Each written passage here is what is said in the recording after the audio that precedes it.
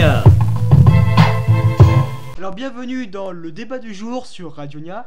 Donc aujourd'hui nous sommes en présence de deux grands spécialistes, éminemment spécialistes de pas grand chose, mais qui possèdent une culture phénoménale, formidable et dont les limites ne seront pas encore connues à ce jour. C'est inexprimable. Infini.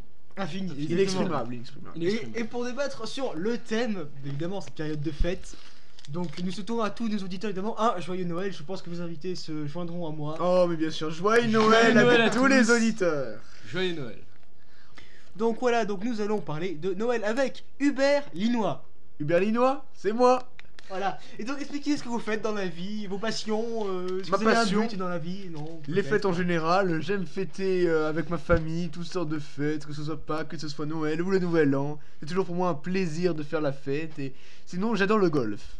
Voilà, pourquoi le golf comme ça? Parce que c'est ma passion depuis enfant, j'ai découvert le golf et j'en suis fan. Et... Vous en pratiquez ou pas régulièrement, plusieurs fois par mois. Comme loisir ou est-ce que vous... C'est une passion mais c'est un loisir également. Mais est-ce que vous faites des compétitions avec votre club? Vous êtes affilié à un club? Ah non, je le fais moi-même avec ma petite famille, cela dépend. Voilà. Vous êtes handicap combien? Non, je sais pas. Oh, je ne sais pas, je suis tellement pas dans un club, je suis totalement... Je fais ça moi-même, tranquillement. Voilà, donc aussi, notre second invité, c'est Jacques Humulas. Oui, c'est moi, bonjour. Voilà, donc vous, même question, qu'est-ce que vous faites dans la vie? Quel est votre but? Où allez-vous? Vous marchez comme ça, dans les ténèbres ou dans la lumière? Eh bien, moi je marche plutôt dans la lumière, voyez-vous, la lumière colorée parce que je suis teufeur professionnel.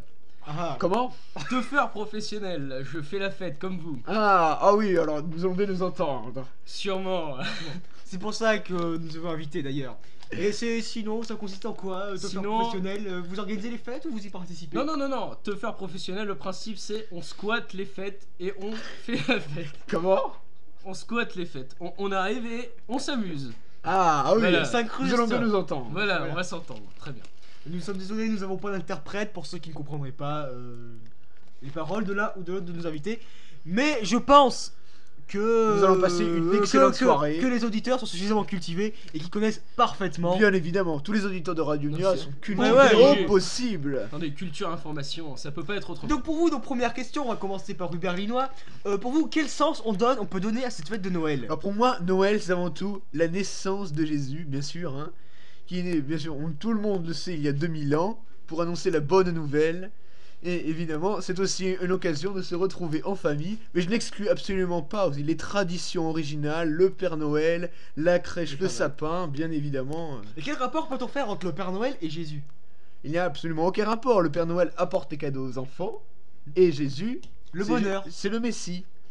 Non, il n'y a pas de rapport, ils apportent les deux le bonheur, donc lequel? Il apporte le bonheur, mais... Ils sont un peu en concurrence, quoi, si j'ose dire. Absolument pas, non. Pour moi, le Père Noël apporte un bonheur matériel. Apporte du jouet, apporte du matériel aux enfants.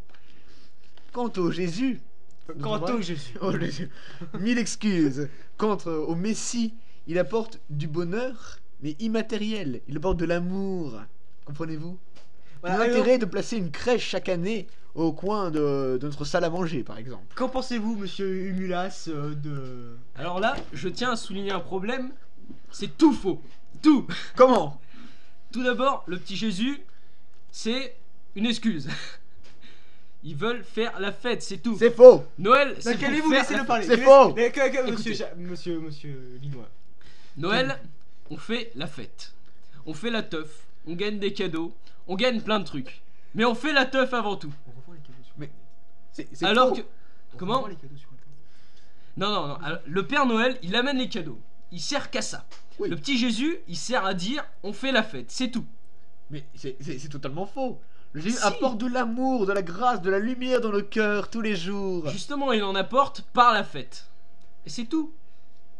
Et qu'en pensez-vous aussi, notamment, on va peut-être garder cette question pour une partie supérieure qui est prévue dans le programme. Donc aussi, une autre question qui divise les spécialistes comme vous. Ah oui, on est spécialiste. Est-ce qu'à Noël, il vaut mieux manger une dinde ou un chapon? Évidemment, restons dans la tradition, une bonne dinde farcie, rien de meilleur. Non, un chapon. Et pourquoi donc? Car le chapon, c'est meilleur. C'est plus gros. Et pourquoi Voyez-vous, donc? c'est plus gros, plus volumineux, on en a plus à bouffer. C'est faux. On fait plus la fête. J'ai des dindes de 6 kilos si vous voulez, j'en cultive 4 par jour. Et moi donc, des chapons, j'en ai une bonne dizaine. Je peux m'en taper quand je veux. Bon, comment? Je peux m'en manger quand je veux. Ah. Si vous préférez. Je comprends. Voilà. Mais le chapon pour Noël, ah non, non, non, non. Pour Si, Noël, si, non. pour À la Noël. limite, non. Pour Je vous Noël, trouve pas non. bien imaginatif dans vos arguments. Est-ce que vous pourriez détailler plus profondément Alors, les voilà arguments? pourquoi. En l'an 1782, on découvrira la première dinde. Découvrir. Mille excuses. Ouais, le français, vous savez, moi je suis plutôt de le. On découvrit, pardon, donc la première dinde. J'ai fait alors un formidable. On goûta cette chair tendre et tout de suite on fit allusion au petit Jésus qui apporta ce bonheur de cette chair. Comprenez-vous? Voilà, moi je comprends. Et voilà, donc. Mais pas du tout, pas du C'est tout. pas à moi de comprendre, c'est aux auditeurs et à vous-même de vous entendre sur ce sujet. Les auditeurs comprennent très bien, ouais. Le chapon a été découvert il y a moins longtemps que la dinde. Bah oui. Exactement en 1886, le 9 janvier à 11h15, Et pourquoi Par qui? par Jacques Dupré. Et non, Lambert Attends, d'Affinois. si, si. Lambert d'Affinois. Jacques Dupré. Lambert d'Affinois. Jacques Dupré. Lambert d'Affinois. Lambert d'Affinois a découvert le chapon en 1886, le 9 janvier à 11h15. Non, non, c'est Jacques Dupré. Lambert d'Affinois. Ambert d'Affinois, c'était seulement son acolyte. Vous vexez. Donc, le chapon a été découvert il y a moins longtemps. C'est la nouveauté. Il faut le mettre dans Noël, la nouveauté. Nouveau. Vous comprenez? Vous Bon. me vexez. Voilà, donc on passe peut-être au sujet suivant parce que celui-là a l'air de vous diviser. Absolument pas. Tout à fait. Absolument pas. Et donc voilà, donc les cadeaux aussi, donc le sujet suivant c'est les cadeaux. Ah, les cadeaux. Qu'est-ce qu'il faut offrir à Noël? Quel est le cadeau idéal alors, le cadeau à idéal, offrir pour ouvrir à Noël? C'est offrir. Alors, ce qui compte, c'est l'intention. Quel que soit le cadeau, ça n'a pas d'importance, sauf évidemment à exclure absolument tout ce qui est jeux vidéo, tout ce qui est tout ce qui peut abrutir le jeune. On lui offre des chocolats, des livres, mais pas des jeux vidéo. À exclure absolument à Noël. Écoutez-moi bien tous, n'achetez pas de jeux vidéo à vos enfants à Noël. Servez-moi un petit Au peu de... contraire, il faut en acheter. Et pourquoi Car donc les jeux vidéo, ça fait faire la fête, voyez-vous.